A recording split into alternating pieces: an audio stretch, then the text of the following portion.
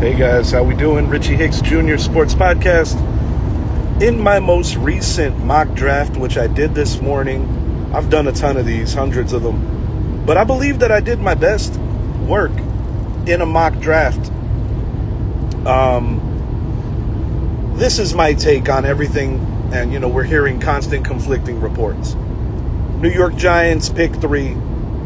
The only way that I could justify not taking Abdul Carter or Travis Hunter at that 3 pick is if you're getting approached by another team picking behind you that's giving you a fat package. In this particular trade that I made, it was with the New York Jets, trading up to 3, getting Travis Hunter. Carter was the number 2 pick. No surprise that Cam Ward was number 1. Dropped back to 7, picked up Shedeur Sanders, quarterback out of Colorado. The second pick, which I received from the Jets, was number 42, Kenneth Grant, defensive tackle out of Michigan. And with the final pick that I obtained from them, I was able to get tight end Harold Fannin at 73 out of Bowling Green.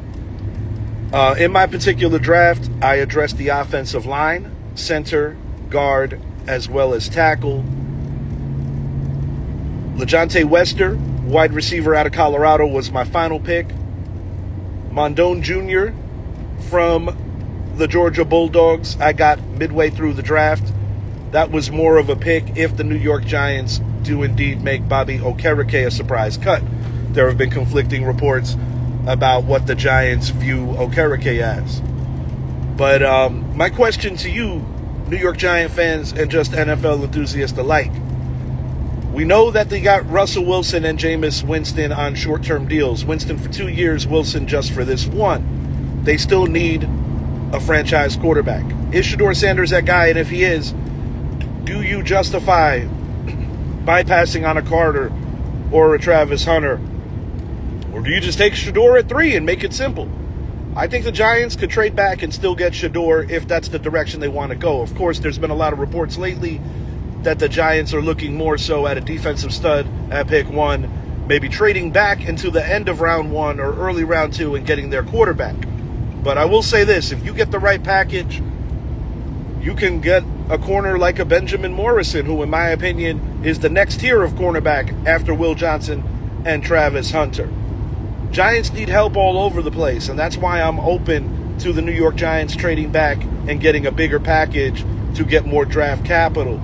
But definitely let me know what you guys think. We're going to be doing a mock draft show in the near future, just trying to coordinate with everybody to make sure that I can get as many members of the crew on that particular show.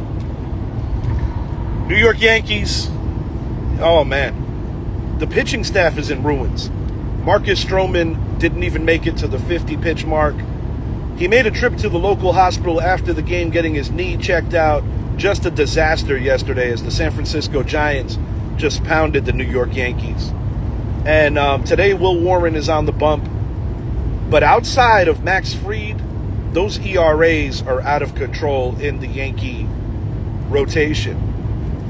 And of course, Devin Williams getting off to a very rough start as the closer. You already have impatient Yankee fans yelling for Weaver to be the closer again. I think you got to be patient when you make a big acquisition like a Devin Williams, who for the better part of his career has been a top 5 closer. But the New York Yankees right now just dealing with a lot of issues in the rotation. Carlos Rodon definitely not pitching like a number 1. Max Fried had a phenomenal start in Detroit. But when you don't give your offense a chance, and when you are down that substantial in early in games, it just makes everything harder. And it's going to be hard for the Yankees to win series until their pitching rotation gets it under control a little bit. Clark Schmidt will be returning soon, and Luis Gil is already starting his pitching program as well. So those are going to be 2 welcome re-additions to the pitching staff, and much needed, because the Yankees are going to be in a really bad place this year if they cannot get their rotation under control, because no matter how good your bullpen is, they're going to max out that bullpen budget, and they're going to be on fumes if guys cannot at least go 5 innings and give you quality starts. But it's early in the year, only 13 games in, so all I can say to Yankee fans is just trust the process and try to be patient. New York Knicks clinching the number 3 spot albeit after losing to the Cleveland Cavaliers yet again. It's no secret. The Knicks have got to be able to compete with the Cavaliers and the Celtics if they have any aspirations of making the Eastern Conference Finals and beyond. I'm a diehard Knicks fan. I'll be honest with everyone. I don't think they're good enough to do it this year, but that's the beauty of the playoffs. It's a second season, so we'll see if the New York Knicks can surprise some folks. The best way to do that, get out of round one quickly, whether it's Milwaukee, Detroit, whoever you run into, get out of round one quickly and hope that whoever wins the play-in and qualifies to play Boston can at minimum extend that series and tire them out a little. It's a different season. It's a different atmosphere in the playoffs. So we're just going to have to see if the Knicks have enough to muster up an upset in round two. It's one of the best seasons the Knicks have ever enjoyed, particularly before the All-Star break, which is, an unfortunate situation should the Knicks die in round two yet again. But I said it to my co-host Idris Salam recently on a show.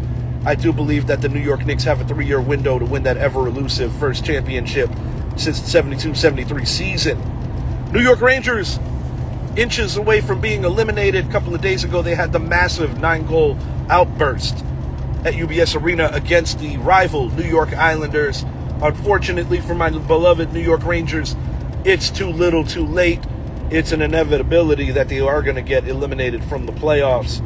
So all I could say is, where was that about a month ago? Where was that about 2 weeks ago? Hopefully the Rangers can figure out what they want to do long-term with this roster and get back looking like the team that was the best team in last year's NHL regular season. But the Rangers have unfortunately just waited too long to show any kind of life, and they've been inconsistent, super inconsistent, and they just need too much help for things to go their way.